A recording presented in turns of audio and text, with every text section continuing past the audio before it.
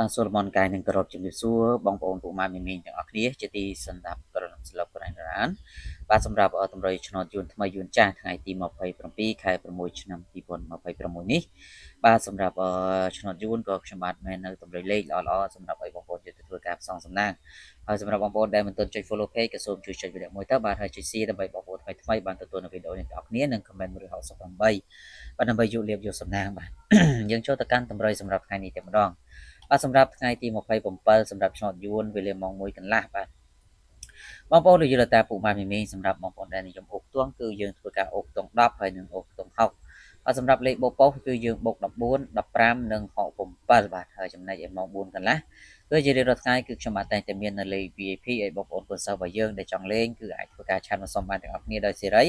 ហើយសេវាវិញគឺត្រឹមតែ50000រៀលទេឆ្នោតចេញចំបានយកសេវាតាមក្រោយអញ្ចឹងសម្រាប់បងប្អូនដែលចង់បានអាចធ្វើការឆាតជួបគ្នាដើម្បីសុំបានសម្រាប់ម៉ោង6កន្លះយើងអូសខ្ទង់20និងខ្ទង់30បាទចំណែកលេខបុកគឺបងប្អូនសូមបុក23 24ហើយនិង38បាទអញ្ចឹងបងប្អូនទាំងអស់គ្នាបាទសម្រាប់ថ្ងៃនេះក៏មានតែប៉ុណ្ណឹងជូនពរពុកម៉ែមីមីទាំងអស់គ្នាត្រូវឆ្នោតគ្រប់គ្នាបាទសូមគោរព